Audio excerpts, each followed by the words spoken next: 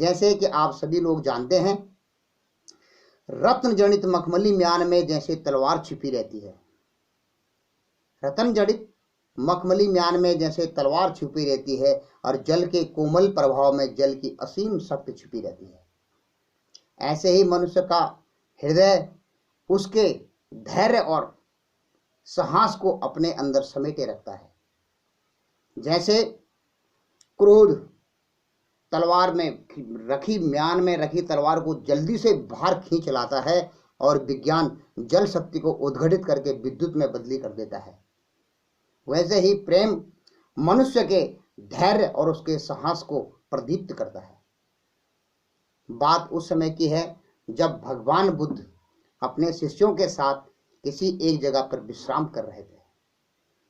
उन्होंने देखा कि धूप बहुत ज़्यादा धूप है चारों तरफ, और वो एक पेड़ की छाया में बैठ गए, और उन्होंने बताया अपने शिष्य को कि बेटा आनंद, यहाँ से कुछ दूरी पर एक जलाशय है, और उस जलाशय में साफ पानी रहता है। आप एक साफ पात्र को ले जाइए और जलाशय से पानी लाइए। तब तक हम और हमारे बाकी जो शिष्यगण हैं इसी जगह पर आराम करेंगे, और आप आने के बाद पानी पी करके फिर आगे की तरफ चलेंगे। आनंद खुश हो गया कि उसको सेवा का मौका मिला, और आनंद वहां से कुछ दूरी पर जो जलाशय बताया था भगवान बुद्ध ने, उसकी तरफ को चला गया।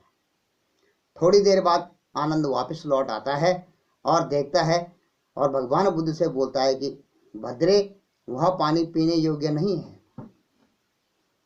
भगवान बुद्ध बोलते हैं ऐसा क्यों?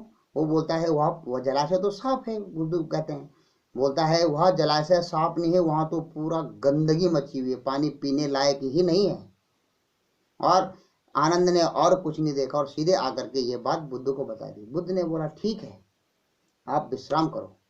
कुछ देर विश्राम करने के बाद बुद्ध ने उनको फिर बताया, भद्रे उठो और आप जाओ और उसी जलाशय से पानी लेके आओ। अभी आनंद था, उनमें ज्ञान की कमी थी, किसी प्रकृति के गुणों को ठीक से निरीक्षण उन्होंने नहीं किया था, और उन्होंने बोला भगवान अभी कुछ देर पहले तो आपको बताया वो पानी पीने लायक नहीं है। भगवान बुद्ध ने कहा, आनंद, जैसे मनुष्य की स्थिति हर समय एक सी नहीं होती है, ऐसे जल की स्थिति भी हर समय एक सी नहीं होती है। जल अपने वास्तविक स्वरूप में बहुत जल्दी आ जाता है। अगर आप पानी को गर्म करोगे तो पानी गर्म होकर के टेम्परेचर पानी का बढ़ जाता है, और जब पानी को आप छोड़ते हो तो धीरे धीरे टेम्परेचर नीचे हो जाता है, मतलब पानी अपनी वास्तविक स्थिति में आ जाता है। जब आपका मन शांत होता है, संतुष्ट होता है, तो वह अपनी आत्मा की तरफ लौटता है, आपको शांति मिलती है। आप बोलते हैं आप तो बहुत शांत, मन बहुत शांति महसूस कर रहा हूँ मैं, इस जगह पे आपकी बातों से बहुत शांति हो रही है। ये होता नहीं है जबकि शब्दों से नहीं, आपका मन विश्रांति पाकर आपकी आत्मा की तरफ को चला जाता है, तो उसमें थोड़ा शांति ठहराव आ जाता है। यही सिखाने के लिए बुद्ध ने बोला, आनंद आप अभी जाओ, और जलाशय का पानी मैंने पूरी तरह से साफ कर दिया है, आप जाओगे तो आपको साफ पानी मिलेगा, ये मेरी गारंटी है। मैं आपको बताता हूँ, इसको आप जाके देख लो, मेरी बात को प्रत्यक्ष का प्रमाण आप देख सकते हो। आनंद गया और उस जलाशय पे उसने देखा तो जाकर के पानी शांत, एकदम स्वच्छ पानी हो चुका था। वह विस्मय में हो गया कि कुछ देर पहले जो पानी इतना गंदला था वो इतना साफ कैसे हो गया, और इसको गौतम कैसे जानते हैं, भगवान बुद्ध इसको कैसे जान गए? क्या उन्होंने अपनी आत्मिक शक्ति के द्वारा इसको देख लिया कि पानी साफ हो गया, या उन्होंने अपनी आत्मिक शक्ति के द्वारा इसको गंदा किया और फिर साफ किया?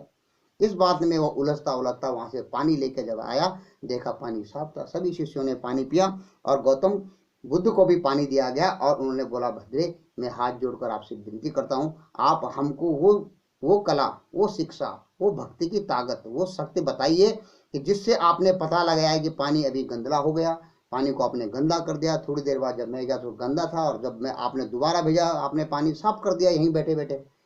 भगवान बुद्ध बोलते हैं, आनंद, ऐसा कुछ भी नहीं है जो कि प्रकृति के खिलाफ काम करे। अगर आप छत से गिरोगे तो आप नीचे आके आपको चोट लगनी बिल्कुल स्वाभाविक है। वही नियम एक संत के लिए भी है, एक पापी के लिए भी वही नियम, दोनों पे एक ही नियम, ग्रेविटी का नियम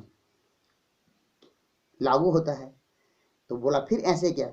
उन्होंने आनंद को बोला, अगर तुम गहराई से इस बात का निरीक्षण करते और वहाँ पे जमीनी हालात और मौसमी हालात और जमीनी की बनावट को गहराई से देखते, तो आपने देखा होगा कि जलाशय के बीच से एक रास्ता जाता है, और अभी मैंने कुछ देर पहले जब आप जा रहे थे, मैंने एक रथ यहाँ से गुजरते हुए देखा जिसमें कि 8 घोड़े जुते हुए थे रथ में, और वो राष्ट्रीय रथ इस रास्ते से गया।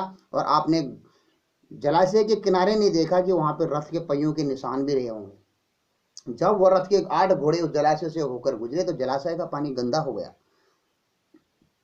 और इसलिए मैंने आपको रुकने के लिए कुछ समय, आपको कुछ घड़ी आपको विश्राम करवाया। और उसके बाद मैं जानता था कि जैसे मनुष्य कभी गर्म स्वभाव में होता है लेकिन धीरे धीरे अपने वास्तविक शांति स्वभाव में लौट आता है। और मैंने समझा अब पानी साफ हो गया है, अब पानी गर्दा नीचे बैठ गया होगा, इसीलिए मैंने आपको अब भेजा। और दोबारा गए तो आपको पानी सच मिला। तो बोला, बर्मन ऐसे आपने कैसे बोलते हैं? मैंने ये जानकर मैं आपसे बोलता हूँ, आपको ये शिक्षा आपके जीवन के लिए देता हूँ कि जब मन में उथल पुथल हो, तो जैसे आपने जलाशय में उथल पुथल थी, उस समय आप पानी पीने योग्य नहीं था। इसी प्रकार जब आपके अंतर में उथल पुथल हो, कोई काम, क्रोध, लोभ, छल, मोह, ईर्षा, अज्ञान, द्वेष, पाखंड, झूठ आपके मन को मथ रहे हों, उस समय आप कोई निर्णय नहीं लेना, किसी को सलाह नहीं देना, कोई काम नहीं करना, क्योंकि उस समय गंदा है। जैसे आप उस पानी को नहीं पी पाए, वो पानी गंदा था और उस पानी को आप पी नहीं पाए। इसीलिए जब मन शांत हो जाता है, जब आपका छल, कपट, पाखंड, झूठ, ईर्षा, द्वेष, कपट, पाखंड दूध नीचे बैठ जाते हैं, जब जहाँ उनकी जगह है उस जगह पे बैठ जाते हैं और जब स्वच्छ हो जाता है, मन आपका स्वच्छ हो जाता है, तब आपको काम करना है। ये शिक्षा देने के लिए मैंने आपको जलाशय तक भेजा और जलाशय से फिर वापस आप लौट के आए और फिर आपको दोबारा साफ पानी के लिए निकल गया। ये शिक्षा मैं आपको देना चाहता था कि आदमी के अंदर भी ऐसे तीव्र ज्वर उठते हैं, और आदमी जैसे जलाशय के पानी की तरह आदमी का मन, आदमी के कर्म, आदमी के संस्कार, आदमी की बातें, आदमी का ढंग, आदमी का काम करने का तरीका और आदमी का स्वभाव तक गंदा हो जाता है। और इसको साफ करने के लिए जरूरी है कि आपको देर शांत होकर के ईश्वर की ओम शब्द या जो भी आपके धर्म के अनुसार आपको अनुकूल लगता है, या आप या इलाहा इल्लल्लाहु मुहम्मद रसूल इल्लाह, जिसको भी आप मानते हो, अगर आप अल्लाह को मानते हो तो आप अल्लाह को, अगर आप जीसस को मानते हो तो जीसस को, अगर आप भगवान शंकर को मानते हो या माता दुर्गा को मानते हो, जो भी शक्ति आपको, शक्ति पुंज आपकी शक्ति से जुड़ा हुआ है, उस शक्ति के लिए थोड़ी देर अपना आराधना करें, थोड़ा उपासना करें, उनके पास में अपना आसन लगाएं, थोड़ा उनका ध्यान करें, तो आपका मन शांत हो जाएगा और फिर आप शांति से सारा काम कर पाओगे, जैसे कि आप जलाशय से साफ पानी पी पाए।